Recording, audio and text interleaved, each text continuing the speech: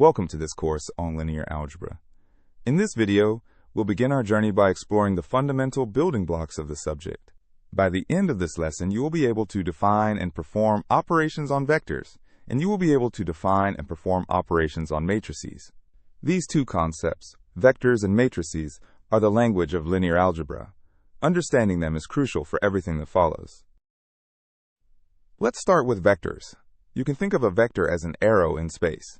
It has two key properties, a direction and a magnitude, or length. We can represent a vector algebraically as a list of numbers, called components. For example, a 2D vector might be written as a column matrix with two components, x and y. So a vector is essentially an ordered list of numbers. The number of components tells us the dimension of the vector. For instance, the vector v equals 3, 4 is a 2D vector. It represents an arrow that starts at the origin, goes 3 units in the x direction, and 4 units in the y direction. A 3D vector, like w equals 1, 2, 5, has 3 components and represents an arrow in 3-dimensional space. Now, let's see how we can perform operations with these vectors. The first operation we'll cover is vector addition. Geometrically, you can add vectors using the parallelogram rule or the head-to-tail rule. Algebraically, it's much simpler. To add two vectors, you just add their corresponding components. This is called component-wise addition. Let's work through an example to see this in action. Suppose we have vector u equals 1, 2, and vector v equals 3, 1.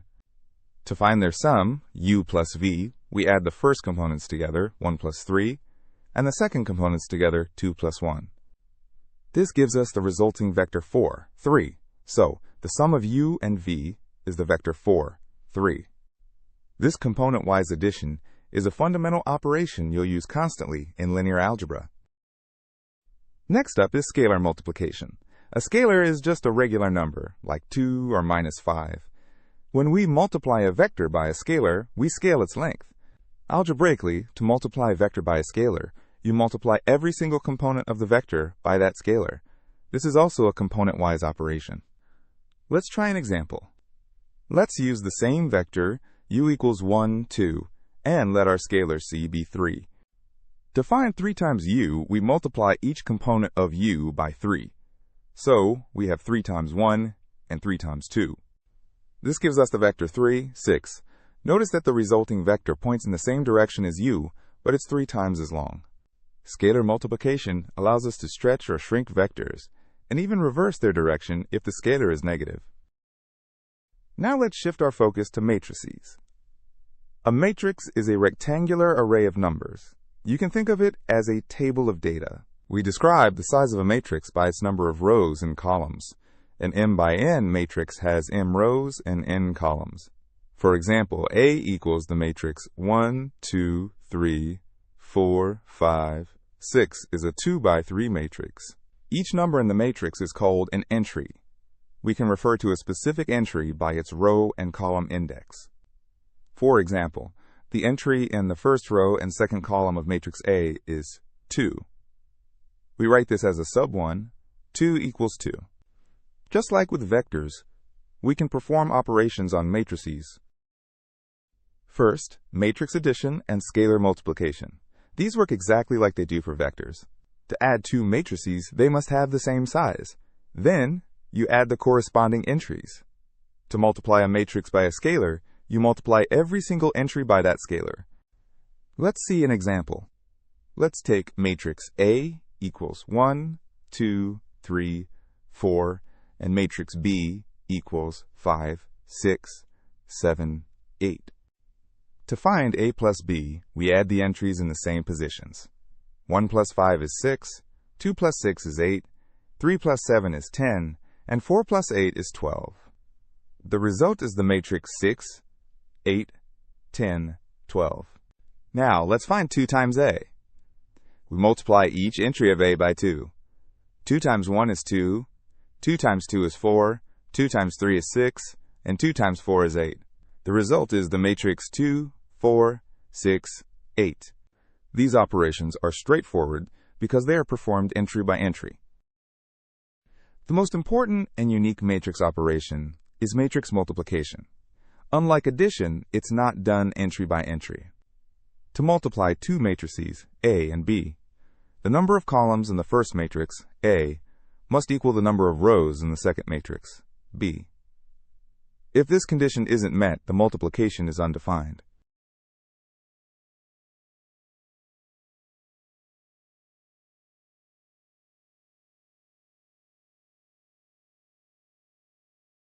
The resulting matrix will have the same number of rows as the first matrix and the same number of columns as the second matrix.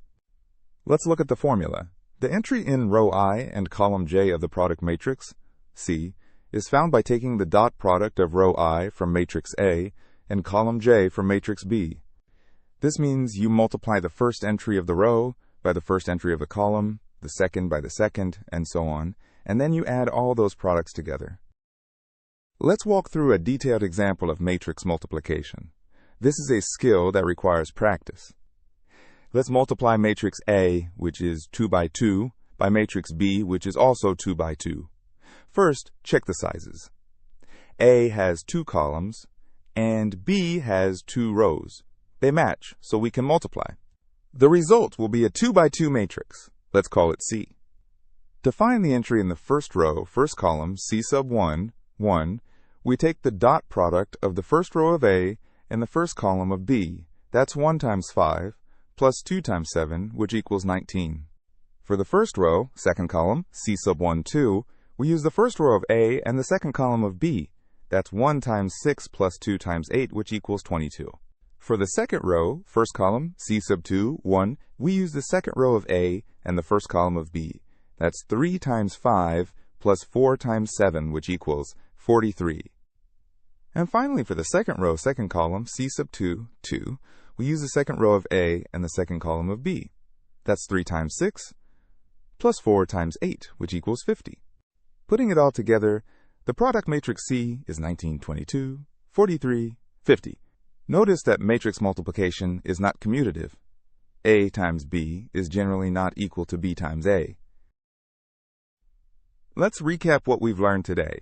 We've laid the groundwork for linear algebra. We started with vectors, which are lists of numbers representing direction and magnitude. We learned how to add them component-wise and scale them with scalar multiplication. Then, we moved to matrices, which are rectangular arrays of numbers. We saw that matrix addition and scalar multiplication are also component-wise. Most importantly, we learned matrix multiplication, which involves taking dot products of rows and columns. This operation is the cornerstone of linear algebra. You are now able to define and perform operations on vectors and matrices. In our next lesson, we'll see how these tools are used to solve systems of linear equations. To solidify your understanding, here are a couple of practice questions. Pause the video and try to solve them on your own. First, given vector u equals 2 minus 1 and vector v equals 3, 4, find 2u plus versus. Second, given matrix A equals 1, 0, 2, 3 and matrix B equals 4, 1, 0, 5, find their product A times B. Take your time. When you're ready, unpause the video and we'll go through the solutions together. Alright, let's go over the solutions. First, for 2u plus versus. We start by calculating 2u. We multiply each component of u by 2, which gives us the vector 4 minus 2. Now we add this result to vector versus. We add the corresponding components. 4 plus 3 is 7, and minus 2 plus 4 is 2. So the final answer is the vector 7, 2. Now for the second question, A times B. We need to find the 4 entries of the product matrix. For the first row, first column, we take the dot product of the first row of A and the first column of B. That's 1 times 4 plus 0 times 0, which is 4. For the first row, second column, we take the dot product of the first row of A and the second column of B. That's 1 times 1 plus 0 times 5, which is 1. For the second row, first column, we take the dot product of the second row of A and the first column of B. That's 2 times 4 plus 3 times 0, which is 8. And for the second row, second column, we take the dot product of the second row of A and the second column of B. That's 2 times 1 plus 3 times 5, which is 17. So the final product matrix is 4, 1, 8, 17. If you got these right, great job. If not, don't worry. Matrix multiplication takes practice. Review the steps and try some more examples. In this lesson, we'll tackle one of the most practical applications of linear algebra, solving systems of linear equations. By the end of this video, you will be able to represent a system of linear equations as a matrix equation, and you will be able to solve a system of linear equations using Gaussian elimination. This is a powerful method that can solve any system, no matter how large. Let's start with a system of two equations and two variables. This is a system you might have seen before. Consider the system x plus 2, y equals 7, and 3x minus y equals 0. We can represent this system using matrices. This is a key step in linear algebra. We can write it as a matrix equation, A times x equals b. Here, A is the coefficient matrix, x is the variable vector, and b is the constant vector. The coefficient matrix A contains the numbers multiplying our variables. The variable vector x contains the variables themselves. And the constant vector b contains the numbers on the right side of the equations. So our system becomes the matrix equation. The matrix 1, 2, 3, minus 1 times the vector x, y equals the vector 7, 0. This matrix form is the foundation for solving systems using matrix methods. Now, how do we solve this? We use a method called Gaussian elimination. The first step is to create an augmented matrix. An augmented matrix is formed by taking the coefficient matrix A and adding the constant vector b as an extra column. We separate them with a vertical line. Our goal is to transform this augmented matrix into a simpler form using three elementary row operations. These operations are swapping two rows, multiplying a row by a non-zero scalar, and adding a multiple of one row to another. These operations do not change the solution set of the system. Our objective is to use these operations to get the matrix into row echelon form, which means we want to create zeros below the main diagonal. Let's apply Gaussian elimination to our example. Our augmented matrix is 1, 2, 7, and 3, minus 1, 0. Our first goal is to make the entry in the second row, first column, a 0. This is the 3. We can achieve this by subtracting 3 times the first row from the second row. We write this as R2 minus 3 R1. Let's do the calculation. For the first entry, 3 minus 3 times 1 is 0. For the second, minus 1 minus 3 times 2 is minus 7. And for the third, 0 minus 3 times 7 is minus 21. So our new augmented matrix is 1, 2, 7, and 0, minus 7, minus 21. We have successfully created a 0 below the diagonal. This matrix is now in row echelon form. The next step is to use back substitution to find the solution. We have our row echelon form matrix. Now we convert it back into a system of equations. The first row, 1, 2, 7, corresponds to the equation x plus 2y equals 7. The second row, 0, minus 7, minus 21, corresponds to the equation minus 7y equals minus 21. Notice that the second equation only has one variable, y. This is the power of Gaussian elimination. We can easily solve for y. Dividing both sides by minus 7, we find that y equals 3. Now we use back substitution. We substitute the value of y into the first equation. Substituting y equals 3 into x plus 2y equals 7 gives us x plus 2 times 3 equals 7. This simplifies to x plus 6 equals 7. Subtracting 6 from both sides, we find that x equals 1. So the unique solution to our system is x equals 1 and y equals 3. We can write this as the vector 1, 3. Let's recap our process for solving systems of linear equations. First, we represented the system as an augmented matrix. Second, we used elementary row operations to transform the matrix into row echelon form. Third, we used back substitution to find the values of the variables. You are now able to represent a system of linear equations as a matrix equation and solve it using Gaussian elimination. This method is incredibly powerful and will be a cornerstone of your linear algebra studies. Let's try a practice problem. Pause the video and work through this one on your own. Solve the following system using Gaussian elimination. 2x plus y equals 5, and x minus 3, y equals minus 8. Remember the steps: augmented matrix, row operations to get a 0 below the diagonal, and then back substitution. Good luck! Let's go through the solution together. First, we write the augmented matrix.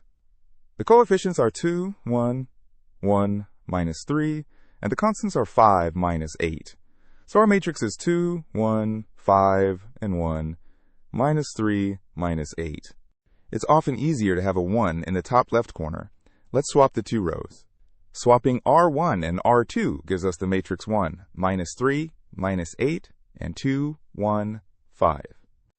Now we want to make the entry in the second row, first column, a 0. That's the 2. We can do this by subtracting 2 times the first row from the second row. R2 minus 2, R1. Our new matrix is 1, minus 3, minus 8, and 0, 7, 21. This is in row echelon form. Finally, we use back substitution. The second row gives us the equation 7y equals 21. Dividing by 7, we get y equals 3. Substitute y equals 3 into the first equation, x minus 3, y equals minus 8. This gives x minus 9 equals minus 8. Adding 9 to both sides, we find x equals 1. So the solution is x equals 1 and y equals 3. I hope you got it right. In this lesson, we'll introduce a special type of matrix called the identity matrix and use it to define the inverse of a matrix. By the end of this video, you will be able to define the identity matrix and the inverse of a matrix, and you will be able to calculate the inverse of a 2x2 matrix. The inverse of a matrix is a powerful tool that allows us to undo matrix multiplication, much like division undoes multiplication with numbers. Let's start with the identity matrix. It's the matrix equivalent of the number 1. The identity matrix, denoted by I, is a square matrix with 1s on the main diagonal and 0s everywhere else. The size of the identity matrix is usually clear from the context. For example, the 2x2 identity matrix is 1, 0, 0, 1. The 3x3 identity matrix is 1, 0, 0, 0, 1, 0, 0, 0, 1. The key property of the identity matrix is that when you multiply any matrix A by the identity matrix I, you get the original matrix A back. So A times I equals A, and I times A also equals A. It behaves just like the number 1 in regular multiplication. Now we can define the inverse of a matrix. The inverse of a square matrix A, denoted A inverse, is the matrix that, when multiplied by A, gives the identity matrix. Not every square matrix has an inverse. If a matrix has an inverse, we say it is invertible or non-singular. If it doesn't, we say it is singular. So how do we find the inverse? For a 2x2 matrix, there's a simple formula. If you have a 2x2 matrix A with entries A, B, C, D, its inverse A inverse is 1 over the determinant of A times the matrix D, negative B, negative C, A. The determinant of A, written det A, is the number add minus BC. This number is crucial because if the determinant is 0, the matrix is singular and has no inverse. So, the determinant of a 2x2 matrix is the product of the diagonal entries minus the product of the off-diagonal entries. Let's apply this formula to find the inverse of a 2x2 matrix. Let's find the inverse of matrix A equals 3, 1, 4, 2. First, we need to find the determinant of A. The determinant is 3 times 2 minus 1 times 4, which is 6 minus 4, or 2. Since the determinant is not 0, the inverse exists. Now we use the formula for the inverse. A inverse equals 1 over the determinant, 2, times the matrix where we swap the diagonal entries, 3 and 2, and negate the off-diagonal entries, 1 and 4. This gives us 1/2 times the matrix, 2, minus 1, minus 4, 3. Finally, we perform the scalar multiplication. We multiply each entry by 1/2. This gives us the inverse matrix, 1, minus 1/2, minus 2, 3/2. You can always check your answer by multiplying A by A inverse. You should get the identity matrix. Let's recap what we've learned about matrix inverses. We define the identity matrix I as the matrix equivalent of 1. We then define the inverse of a matrix, A inverse, as the matrix that gives the identity when multiplied by A. We learned the formula for a 2 by 2 inverse, which involves the determinant. We also saw that a matrix is invertible if and only if its determinant is not 0. You are now able to define the identity matrix and the inverse of a matrix, and you can calculate the inverse of a 2 by 2 matrix. In our next lesson, we'll see how to find the inverse of larger matrices using a method called Gaussian-Jordan elimination. Let's try a practice problem. Pause the video and find the inverse of this matrix. Find the inverse of the matrix B equals 2, 5, 1, 3. Remember the steps. First, find the determinant. Second, apply the formula. Third, perform the scalar multiplication. Good luck. Let's go through the solution. First, we find the determinant of B. The determinant is 2 times 3 minus 5 times 1, which is 6 minus 5, or 1. Since the determinant is 1, the inverse exists. Now we apply the formula for the inverse. B inverse equals 1 over the determinant, 1, times the matrix where we swap the diagonal entries 2 and 3 and negate the off-diagonal entries 5 and 1. This gives us 1 times the matrix 3 minus 5 minus 1, 2. Multiplying by 1 doesn't change anything, so the inverse matrix is 3 minus 5 minus 1, 2. I hope you got it right. In this lesson, we'll learn a general method for finding the inverse of any square matrix, not just 2 by 2 matrices.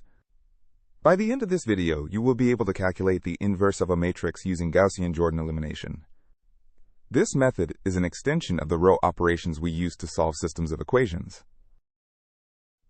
The process for finding the inverse of a matrix A using Gaussian-Jordan elimination is as follows. First, you create an augmented matrix by placing the identity matrix of the same size next to your matrix A. This gives you the matrix AI. Second, you use elementary row operations to transform the left side of the augmented matrix A into the identity matrix I. You must apply the same operations to the right side I.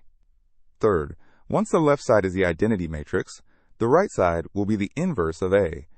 If you cannot transform the left side into the identity matrix, it means the matrix A is singular and has no inverse. Let's apply this to a 3 by 3 matrix. Let's find the inverse of the matrix A equals 1, 2, 3, 2, 5, 3, 1, 0, 8. First, we form the augmented matrix AI. We place the 3 by 3 identity matrix next to A. Now our goal is to turn the left side into the identity matrix. We'll start by creating zeros below the first entry in the first column. We'll perform 2 row operations. First, R2 minus 2 R1. Second, R3 minus R1.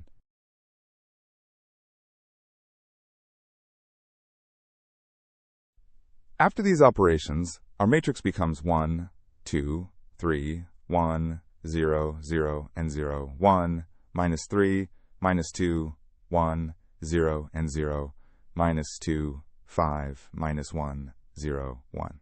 Next, we'll create a 0 below the 1 in the second column. We'll perform the operation R3 plus 2R2. This gives us 1, 2, 3, 1, 0, 0, and 0, 1, minus 3, minus 2, 1, 0, and 0, 0, minus 1, minus 5, 2, 1. Now we have zeros below the diagonal. This is row echelon form.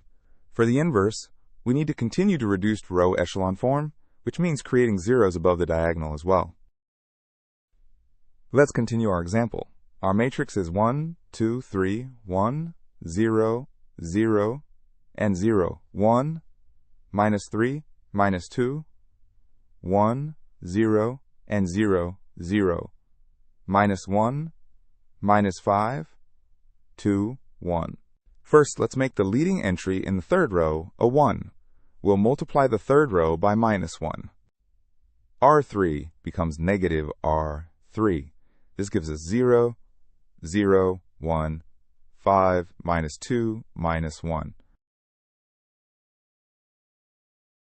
Now we create zeros above the 1 in the third column.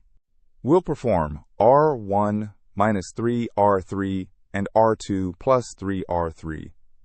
After these operations, our matrix is 1, 2, 0, minus 14, 6, 3, and 0, 1, 0, 13, minus 5, minus 3, and 0, 0, 1, 5, minus 2, minus 1.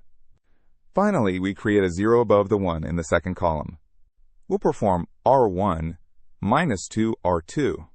This gives us 1, 0, 0, minus 40, 16, 9, and 0, 1, 0, 13, minus 5, minus 3, and 0, 0, 1, 5, minus 2, minus 1. The left side is now the identity matrix. This means the right side is our inverse. So A inverse is the matrix minus 40, 16, 9, 13, minus 5, minus 3, 5, minus 2, minus 1. This process is tedious, but it's a guaranteed way to find the inverse of any invertible matrix.